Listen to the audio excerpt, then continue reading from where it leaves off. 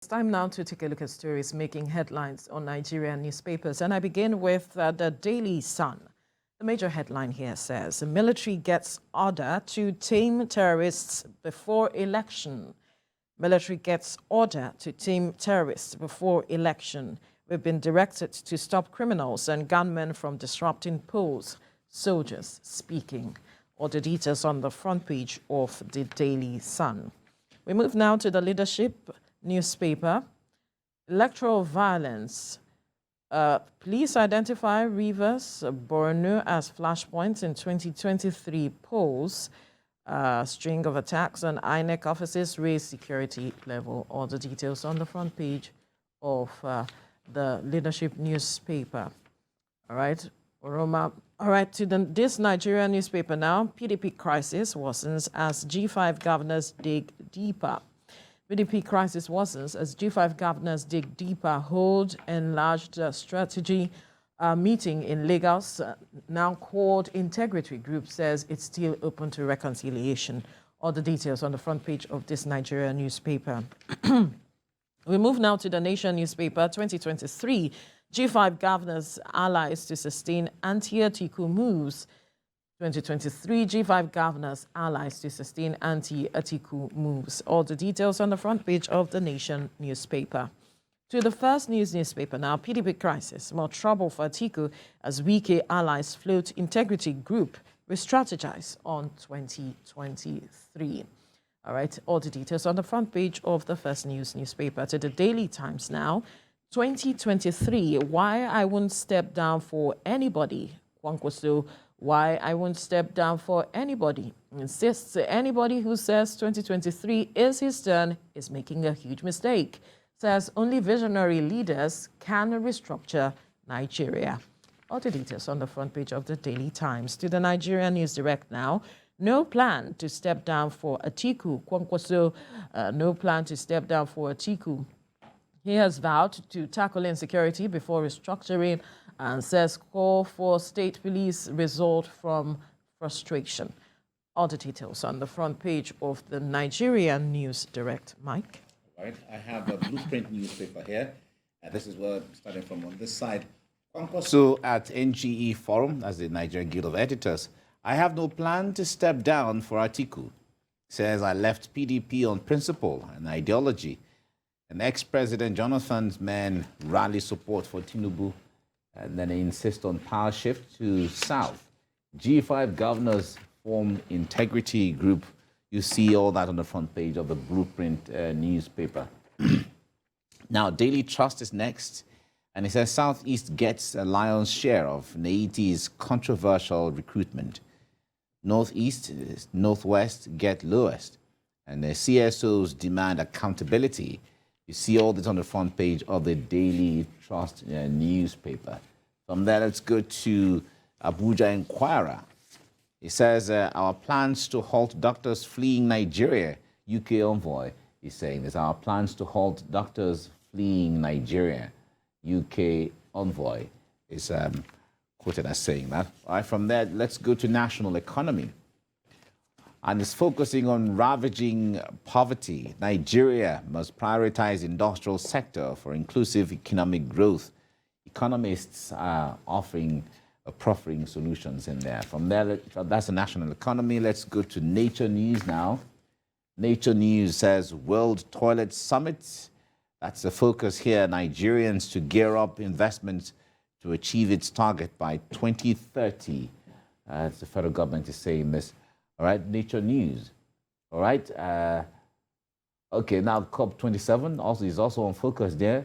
Loss and damage fund for vulnerable countries. That has been on the burner there too. All right. From there, let's go to Business AM. Across Nigeria, inflation hangs hound business and households, and the prints 21.09% in October on flooding, import expenditure, production costs. All that on the front page of the Business AM. Business Day is the last one I'm looking at now. Nigerian stocks go from hero to zero. It's a big story on the front page of the Business Day. Nigerian stocks go from hero to zero. That's what it has there. Veronica? All right. Gentlemen, let's look at some of the stories on a major story or two major stories on the papers this morning because they're all focused on one person, the person of Atiku Abubakar. On the one hand, there is the presidential candidate of NNPP saying, that's Rabi Kwankwaso, saying that he's not going to step down for Atiku. He was speaking at the Guild of Editors Forum in Lagos. And he also spoke about anyone who says that it is his turn is perhaps making a mistake, so to speak. And he spoke about that it is only a visionary leader that can restructure Nigeria. And he said he left the PDP based on principle and I think ideology, if I recall that. Then the other story has to do with the G5 governors led by Nyesom Wike that had an expanded meeting in Lagos yesterday. And they said that they are not going to campaign for the presidential candidate of their party, who is Atiku Abubakar. And they are saying that though they are open to reconciliation, but they are now re-strategizing and have called themselves now Integrity Group. And so they haven't said who they are supporting, but this is what they have made available to the press. It's what some people call curiosa and curiosa. The G5 governors comprising Nyesom Wike, who calls himself, he says he's following all of them. He says the chairman is Governor Tom. He says the chief of staff is Ngwanyi. And he says that the man who gives proverb is the governor of Abia. And there's someone, and he said the youngest of them all is Seyi Makinde. And Seyi Makinde on the campaign ground keeps telling him that the difference between them is just 2 weeks. So you should not say, it makes him look like as if he's a small boy. He's the small boy of the group. And then he promised on Saturday, they had a party on Saturday night, Friday night. And he said he was going to say some things on Saturday. During the campaign, he said the other said he should not talk. And I came out and he said, Buhari gave them a lot of money. Gave all the governors in the Niger Delta huge sums of money. And that's why he has been able to do commission these 12 flyovers, the cancer center and all of that.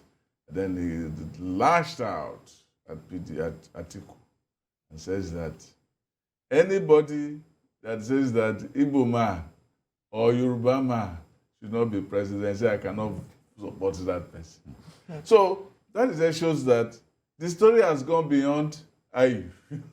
So this meeting they had yesterday means that they are actually sore points that will become more sore as time goes on. When the wound is not treated, it keeps getting bad and becomes ulcerous.